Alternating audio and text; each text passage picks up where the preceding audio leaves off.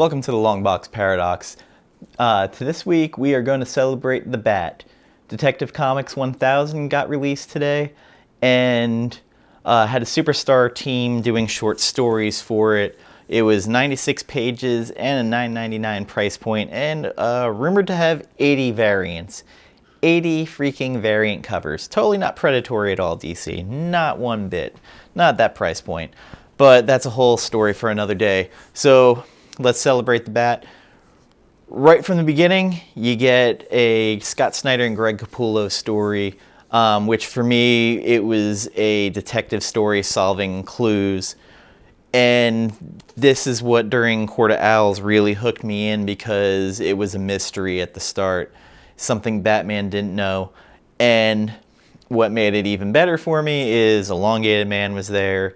And anytime Detective Chimp can make it in, drawn by Greg Capullo, I'm all in. The second story was Kevin Smith with Jim Lee, where Kevin Smith, it's a story about Batman getting Joe Chill's gun, the one that killed his parents, and in it, Alfred thinks it's grim and morbid that he got it, and then he melts it down so no one can use it again, and it becomes the chest shield for his suit. I thought it was an interesting take. It wasn't jokey like some of Kevin Smith's stuff has been at times.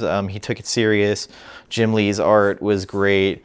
I'm not going to go over every story in it, because there's so many little stories in there. There was Paul Dini was in there.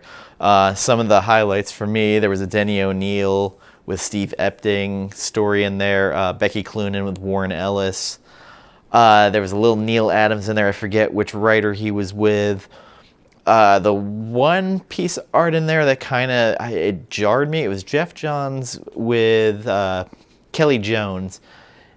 And the colors on the Kelly Jones art just like popped so much off the page, it was almost distracting. End of the book, we finally see the Arkham Knight. I guess it's better than a cameo. It's a torso shot up, so it's not really a cameo. Either way, I don't think this is going to make the issue hot at all. 1003, 1004 are supposed to be where they reveal who the Arkham Knight is. We'll have to see what that is. Print run on this issue is ridiculous. I want to say it's over like 127,000, which for modern day books is a lot lately. It was worth the pickup. If you're thinking you're gonna spec it, just forget about it. Maybe the Adam Hughes cover, just because it sold out quickly. But the book itself, it's nice. I wouldn't call it a jumping on point for new readers, but it might attract a new reader to pick it up and see what's going on in there, just because it's a special. There's not a whole lot to say about the book. Again, it's all little stories in there by creative teams that have worked on the book, some that haven't. Again, I enjoyed it for what it was. It was a solid B, but that price point is like a noose around this book's neck for me. That's just, it's too high. Yeah, no comic should be $10. I mean, that's a trade paperback. So from there, I know I swore off this book, but this next book, I should say, Heroes in Crisis #7 came out, and I said no more a couple of episodes ago, but my morbid curiosity to see if my prediction was going to come true drew me to have to buy this book. And like every issue of the series, it was just a kick in the balls. Jesus Christ. So we have a ton of Wally West interviews from Sanctuary in it, from his first week there to his second week. All along, it's mainly like these interviews with Wally West with a whole lot of Blue Beetle, Harley Quinn, Batgirl, and Booster Gold. Booster Gold and Harley are fighting. There's a couple of good Booster Gold lines. Tom King, he has some of the sensibilities of Booster and Blue Beetle that I like. I don't always like that Blue Beetle is treated like a moron, kind of Batgirl does to him in this. I just, a little irritated me a bit, because they did have this weird relationship in when she was Oracle back before he died in Identity Crisis, but I guess with everybody kind of picking and choosing what the continuity is now, I don't know what the continuity is. I don't know what's canon. I don't know what isn't. So maybe they don't have this relationship they had before. I'll just let it go for what it is. And then my theory ended up kind of being right, I think, because Wally exhibits a power I've never seen him before, where he flicks lightning or the speed force into a flower, and it grows into a woman as he's reading poetry or reciting poetry that his wife liked, and telling it that he's about to see himself die in 5 minutes. So I'm still trying to figure out, is Wally the killer? I think he is. I grew up with Wally West. He was my Flash. So the kind of treatment since he came back has been odd. And then if they are going to make him the killer because of whatever happened tying into Doomsday Clock with him, being wiped from everybody's minds, it's a little bit shitty. I think the character deserves better than that. But it is what it is. I'm hoping there's editors kind of checking this shit, because so far it just feels like the inmates are in charge of the prison with the way some of these books have been written lately. I'm disappointed by it. I kind of see where this is going. I don't want to buy any more of this, but again, my morbid curiosity will probably get me again, and it's quite irritating. This book is like a C-D for me. I just trade weight. Don't be an idiot like me. I just keep falling for this crap over and over, and I'm now the abused wife, and Tom King is the husband, keeps smacking me in the face. That was really grim. We're going to move on to a book that I am currently loving, and from Marvel no less, and that would be Daredevil. Number 3 came out. Zdarsky and Checchetto continue on with a great story. Checchetto's art has been fantastic. It's been less superheroing for Daredevil and more street level. And most of this issue was him with the cops, mainly that cop from Chicago transferred in. He's been shot. They're trying to arrest him. There is this back and forth between the cops and this cop that wants him arrested, and how, he's saved people and he don't take his mask off. Daredevil has a fight with this cop and loses, which also is interesting. Wilson Fisk is on hand because, as he said, this is a story I haven't written and don't know what's going to happen, so I'd like to see what happens.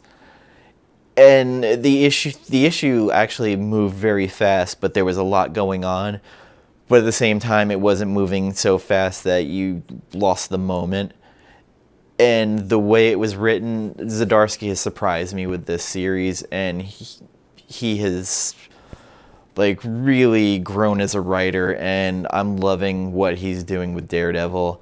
And then Checchetto, it just mixes so well with how his art is going with the writing.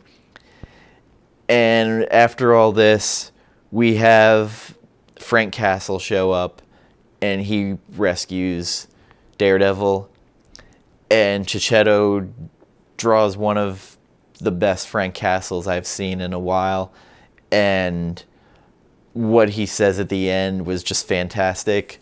This is a buy for me, a strong buy. This is a great run, and I don't want to go too overboard, but this is the most I've enjoyed Daredevil since the Brubaker run, and that is high praise, and I can't wait to read more. I hope Zdarsky and Chichetto stay on this for a good long run, and it's not going to be a 5 to 6 issues and done, because that would be disappointing, because I don't want them to leave this book.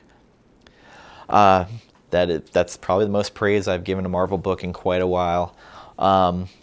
Although I am very excited because I saw that Jonathan Hickman's coming back to Marvel, so that will get my money immediately. I love Hickman's writing. But that's a story for another day. And now I'm going to do an Image book that has been out for, I believe, 6 or 7 years now, and that is Black Science. And 39 came out, and actually for once this was a slow-moving issue without the fate of the world and just falling out around them. Story focuses around Grant McKay and his family. Grant would basically be if Mr. Fantastic had the Midas touch of shit, where everything he touches falls apart. He's accidentally kind of destroyed universes at this point.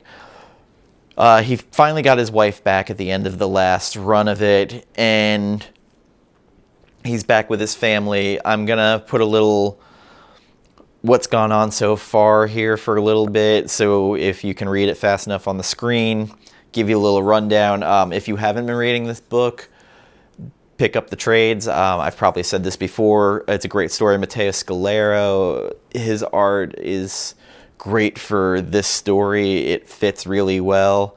The dark tones, the inking, whoever his inker is fantastic as well.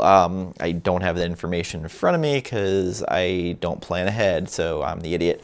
Rick Remender's writing is also fantastic. This basically sets up for the end of the series. The end is coming. This little short run here will end the series, and they're on the last leg. There's some characters, if you jumped on now, there's a lot of back history of some of the characters like Kadir, where they kind of go into a little bit, but you need that backstory to really understand why there's a hatred, a distrust, where Kadir actually sees himself as sort of the hero saving people from Grant McKay fucking up, which he does quite a bit. They admit it quite a bit. It's a buy for me, but if you haven't been reading the series, then go back and get the trades. You won't regret it. It's Remender. It's wonderful, and I talk about Remender way too damn much. But I will never stop. So, on that, I'm gonna end this. It's a little bit of an abbreviated episode.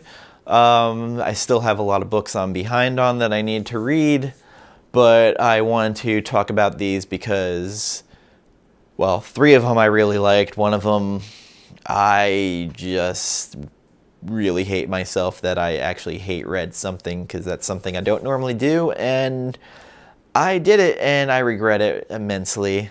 I just want to thank you for taking the time to watch.